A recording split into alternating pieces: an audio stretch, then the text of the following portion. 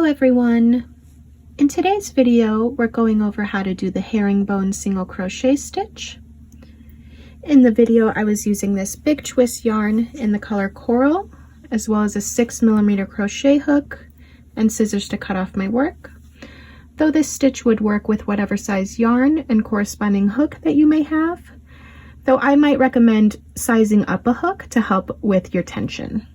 We're going to go ahead and get started with a slip knot, which you can do however is easiest for you. And then once we have our slip knot, we can go ahead and chain however many chains that we want for our final product, just adding one additional to the end. So I'm going to go ahead and I'm going to chain 21, and that means that I'm going to end up with 20 stitches. And to chain, what we're going to do is we're going to yarn over and pull through the loop that's already on our hook. Again, that's yarn over and pull through the loop that's already on your hook. All right, and that is 21 chains completed for me. So what we're going to do in order to start the first row is we're going to skip the first chain from the hook, and we're going to put a single crochet into this chain here. So not counting the loop that's on our hook, we're going to skip this first one here and work into the second chain from the hook. And to single crochet, we're going to insert our hook, yarn over and pull up a loop through the chain. Now we have 2 loops on our hook. We're going to go ahead and yarn over and pull through both loops. So what we're going to do now is we're going to do the herringbone single crochet. So you see this loop right here that is standing vertically. What we're going to do is we're actually going to put our hook through that and take that loop with us. So we're going to insert it in there, and now it looks like we have 2 loops on our hook.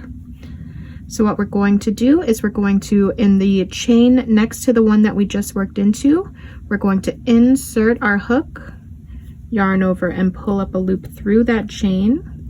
So now we have 3 loops on our hook, and we're going to yarn over, pull through all 3 loops. And we're going to continue doing that until we get to the end of the row. So again, you see this loop right here that's standing vertically, and we're going to insert our hook into that. So now it looks like we have 2 loops on our hook, and we're going to insert into the next chain, pull up a loop, 3 loops left on our hook, and we're going to yarn over, pull through all 3. So we'll do that a couple more times together.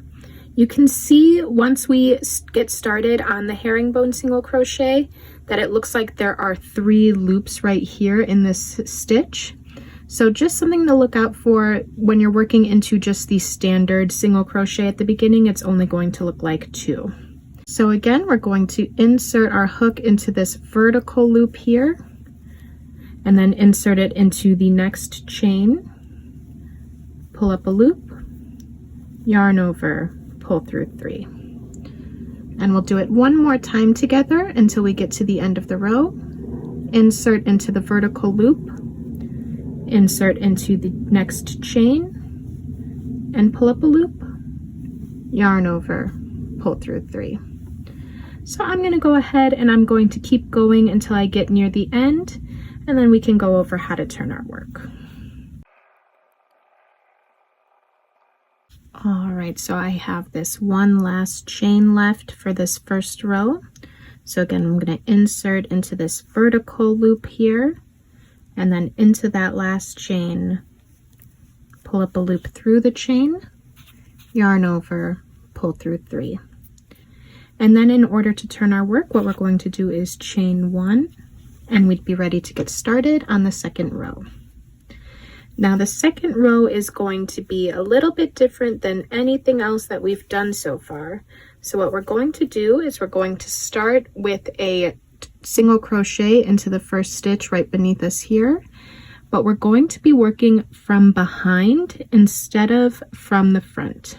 So instead of inserting our hook in like that, what we're going to do is we're going to come from the back and insert our hook coming towards us. Then we're going to yarn over, pull up a loop, 2 loops on our hook. We're going to yarn over, pull through 2.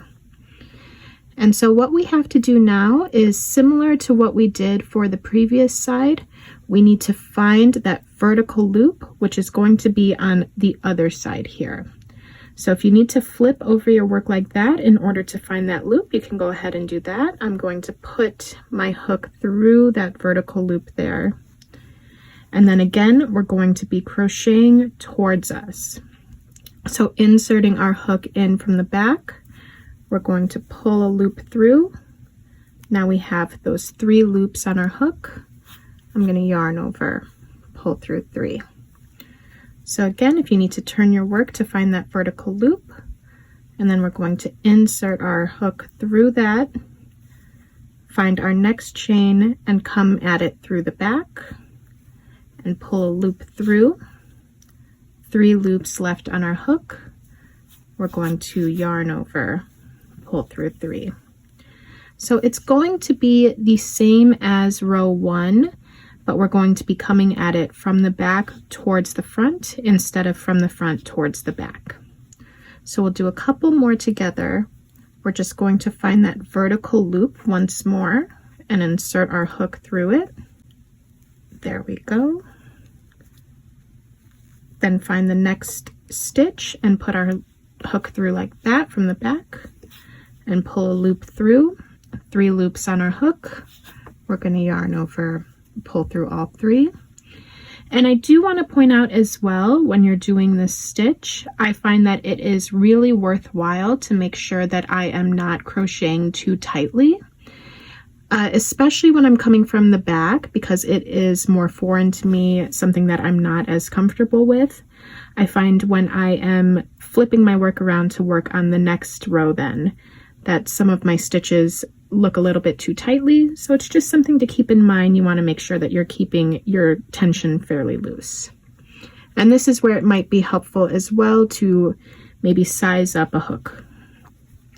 So we'll do this one more time together before we get to the end. We're going to find that vertical loop. It's right here. And then we're going to insert our hook through that. And then through the next stitch coming towards you, we're going to insert our hook, pull a loop through. Now we have 3 loops on our hook. We're going to yarn over and pull through 3. So I'm going to go ahead and finish this row again, and then we can go over how to turn our work.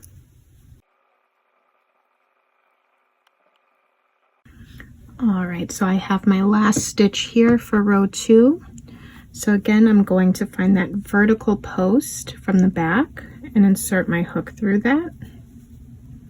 And then I'm going to come into this last stitch from the back towards the front, pull up a loop, yarn over, pull through 3. And then I'm just going to chain 1 in order to turn my work, and I'd be ready to get started on the next row. Now this stitch, once you get the hang of it, is just going to be a 2-row repeat.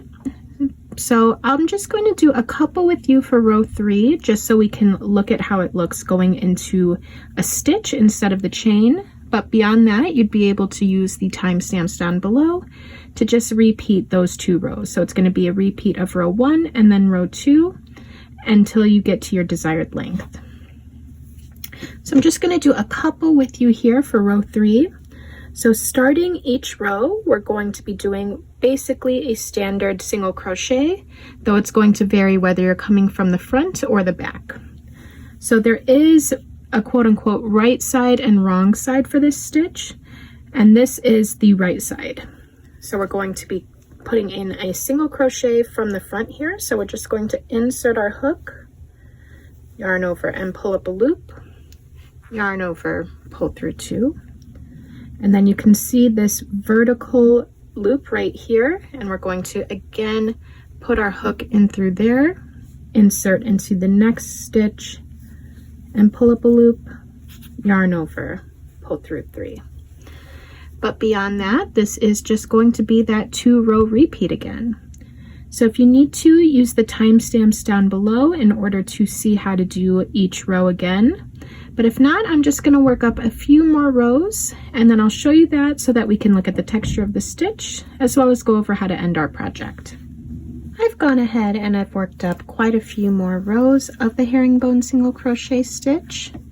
So we can see when we look at it that it has that singular loop that is going to be pointing in a certain direction. So if you follow here, you can see this is going this way, this one appears to be going that way, and so on and so on. So if we want to compare that to the herringbone double crochet, where it is the entire stitch that appears to be going to one side, you can see that this one here is just going to be that one singular loop that we picked up before each stitch. I also want to point out that this again is not a reversible stitch, so you can see the other side, the opposite side, does not have that same pattern. So it is one that is going to have a quote-unquote right side and a wrong side. I've also chosen to finish off on the side where I am working into from the front to the back. Though I think that this is personal preference. If you prefer the way that it looks working the other way and ending there, I would go ahead and just do that. So I have finished my last stitch. And in order to finish this project, all that I'm going to do is I'm going to chain one and then grab my scissors and cut off, pull my hook up and pull tight. And you would need to weave in your ends. So you have this right here from where we just cut off, as well as from the beginning, the excess from our slip knot that we did in order to start our project. But this is our finished project. Please let me know, as always, if you have any questions in the comments down below, or if there are any other stitches or tutorials that you'd like to see in a future video. Thank you.